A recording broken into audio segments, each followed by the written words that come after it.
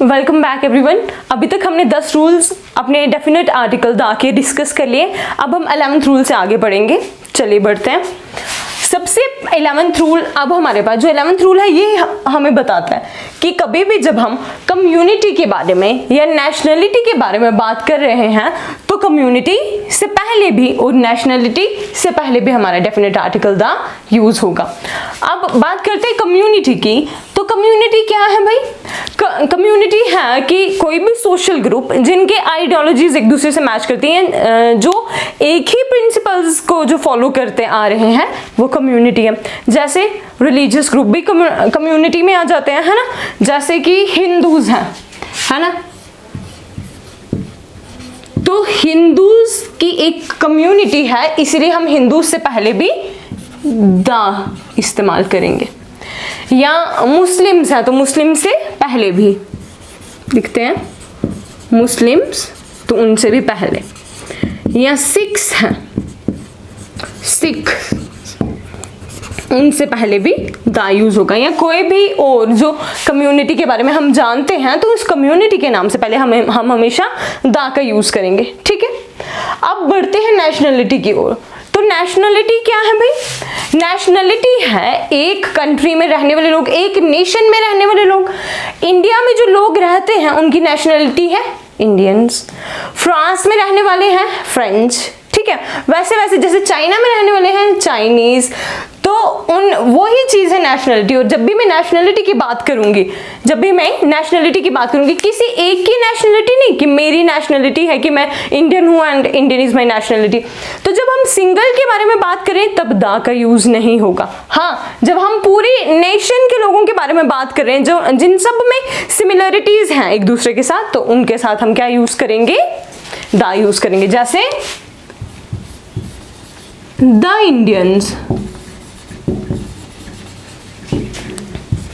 या the Americans,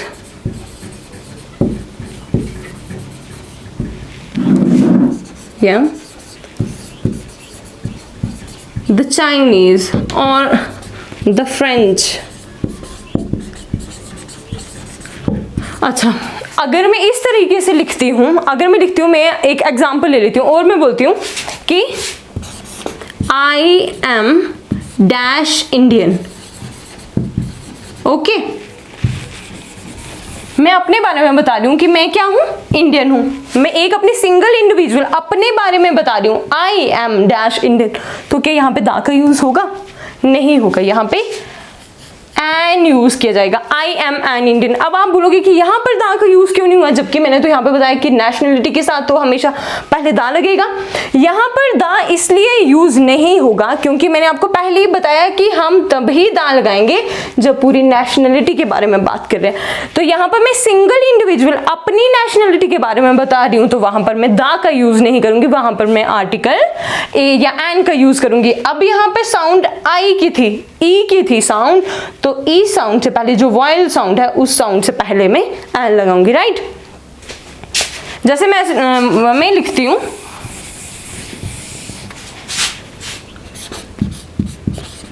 he was dash French. वो क्या है? फ्रेंच है। तो यहाँ पर मैं क्या यहाँ पर मैं कौन सा आर्टिकल लगाऊंगी?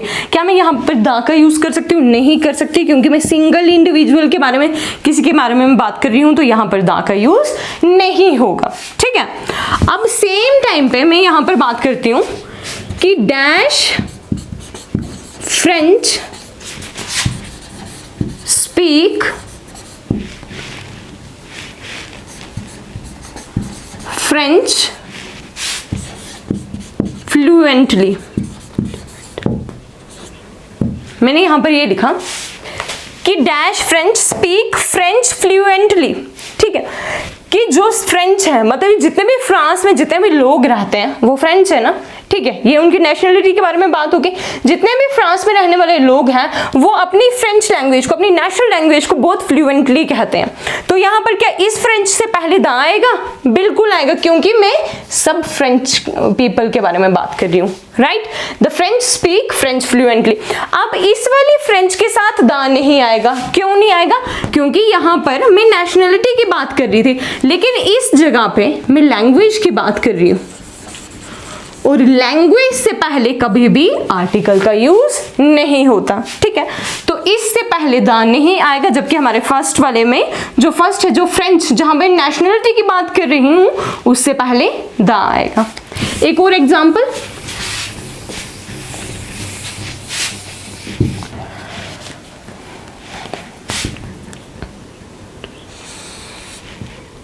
डैश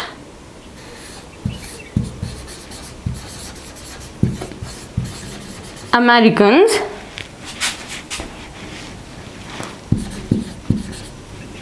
इनकी भी लैंग्वेज के बारे में, the dash Americans speak English fluently, है ना।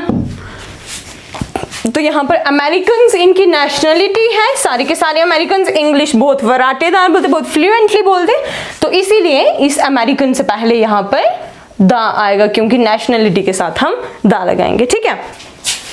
यह हम एक और एग्जांपल लेते हैं, dash Indians are traditional people.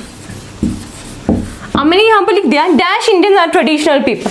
जो इंडियंस हैं वो ट्रेडिशनल, मैं किसी एक इंडियन की बात नहीं कर रही हूँ, मैं सारे के सारे इंडियंस को इसमें जोड़ रही हूँ कि मैक्सिमम इंडियन जितने में भी देखोगे एटलीस्ट आपको 90% तो दिखेंगे जो ट्रेडिशनल है।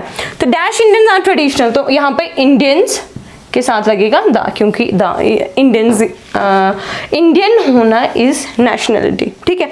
होप कि आपको कम्युनिटी वाला और नेशनलिटी वाला 11th रूल समझ आ गया हो।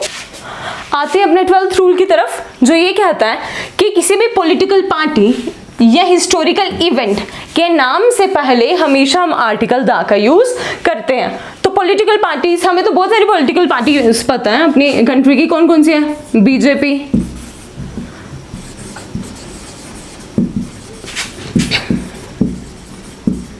इंडियन नेशनल कांग्रेस,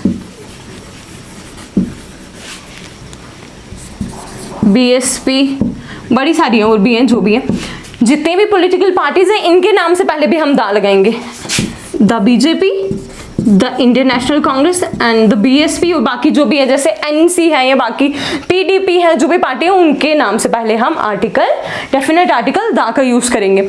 अच्छा, हम ए या एन नहीं लगाएंगे यहाँ पर, क्योंकि हम, ये रूल है कि पॉलिटिकल पार्टी के नाम से पहले हम हमेशा डेफिनेट आर्टिकल द का ही यूज करेंगे, ठीक है। अगर मैं लिखती हूँ, एक एग्जांपल लिख लेती हूँ मैं इसमें, जैसे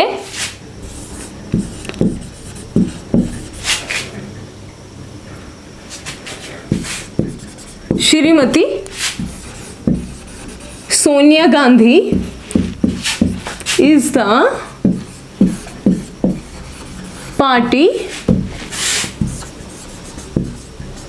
president of the Congress. Congress की वो पार्टी प्रेसिडेंट है, और जब भी मैं पॉलिटिकल पार्टी की बात कर रही हूं उससे पहले हम आर्टिकल द का यूज करेंगे, ओके। अब इसी के साथ मैंने नेक्स्ट लिखा हुआ है कि हिस्टोरिकल इवेंट जो भी हुआ है उसके नाम से पहले भी हम आर्टिकल, डेफिनेट आर्टिकल द का यूज करेंगे, ठीक है। जैसे हिस्टोरिकल इवेंट कौन सा, मेरे दिमाग में तो अभी एक आ रहा है, quit India movement, quit India movement. अच्छा, जब भी मैं हिस्टोरिकल इवेंट की बात कर रही हूं तो मैं उसके नाम से पहले हमेशा द जोड़ूंगी। क्या आपने कभी ऐसे सुना कि क्विट इंडिया मूवमेंट हुआ था, या जब भी आपने अपनी हिस्ट्री की बुक्स पढ़ी हैं तो आपने कभी वहां पर पढ़ा है कि क्विट इंडिया मूवमेंट हुआ, फिर उसके बाद नॉन कॉपरेशन मूवमेंट हुआ? कभी ऐसा पढ़ा हमने? No, not at all. क्योंकि क्विट इंडिया मूवमेंट, जब भी कोई मूवमेंट की हम बात कर रहे हैं उससे पहले हमेशा डेफिनेट आर्टिकल द का ही यूज होगा, ठीक है। जैसे द नॉन कॉपरेशन मूवमेंट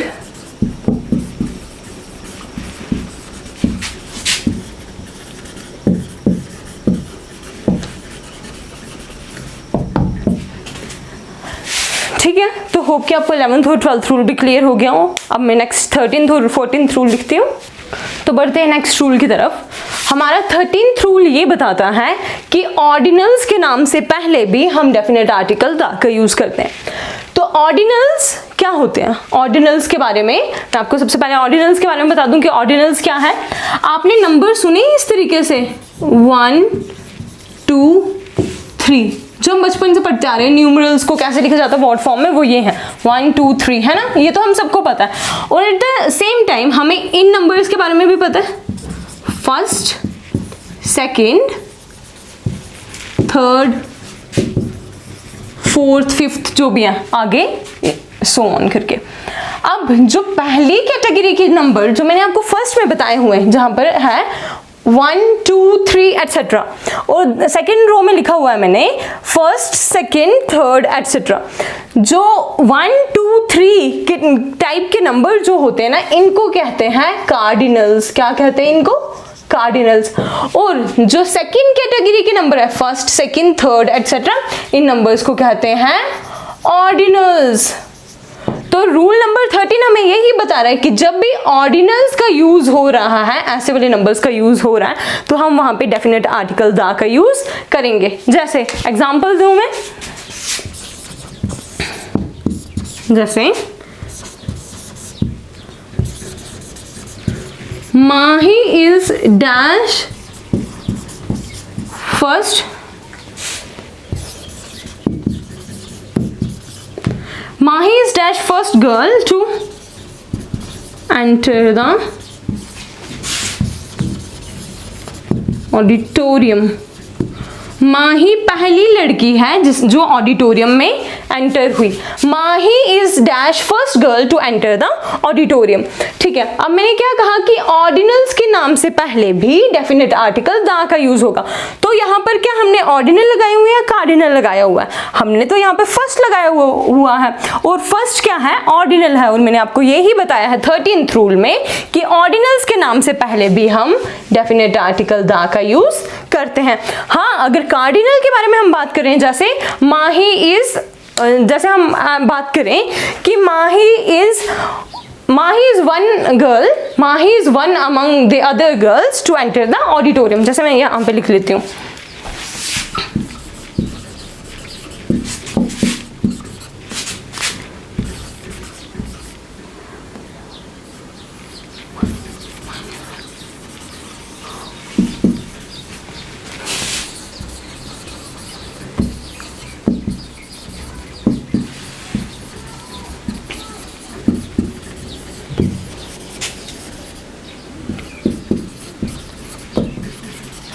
जब मैं वन की बात कर रही हूं, जहां पे मैं one among the other girls, ये उन लड़कियों में से एक लड़की है, तो यहां पर मैं ऑर्डिनल की बात नहीं कर रही हूं, और ऑर्डिनल के नाम से पहले ही डेफिनेट आर्टिकल द का यूज होगा।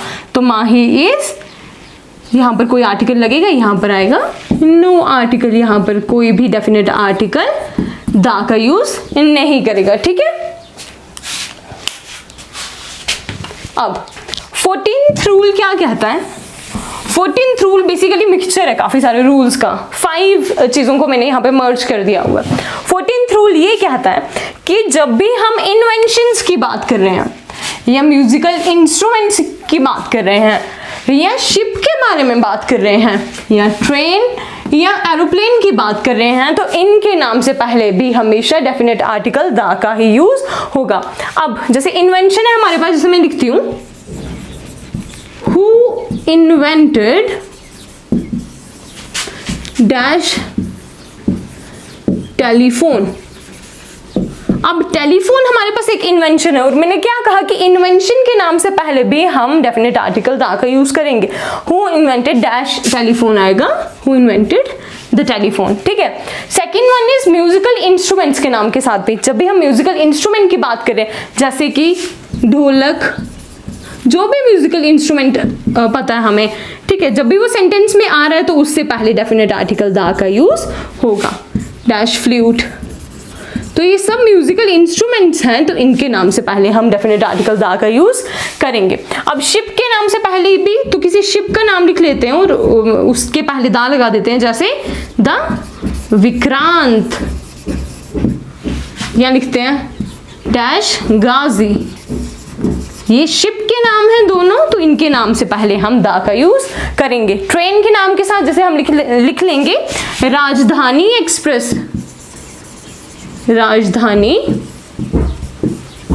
एक्सप्रेस। तो जब भी हम इंग्लिश में बात कर रहे हैं और हम ट्रेन का नाम ले रहे हैं तो हम हमेशा द राजधानी एक्सप्रेस बोलेंगे। ठीक है, ठीक है, राजधानी एक्सप्रेस नहीं रहेगा, वो द राजधानी एक्सप्रेस बन जाता है। इसके अलावा एरोप्लेन जैसे कि द एयर इंडिया, ठीक है, उनके नाम के साथ भी डेफिनेट आर्टिकल दा का यूज होगा। होप कि आपको मेरे रूल नंबर 1 जो मैंने आपको बताया था डेफिनेट आर्टिकल दा का, वहां से लेके रूल नंबर 14 तक सारे रूल्स क्लियर हो गए। अगर कोई क्वेरी हो तो प्लीज कमेंट सेक्शन में मेरे को बता दें ताकि मैं आपका डाउट क्लियर कर सकूं। और अगर आपको आज का वीडियो मेरा अच्छा लगा तो प्लीज वीडियो को लाइक करें और चैनल को सब्सक्राइब करें। Thank you.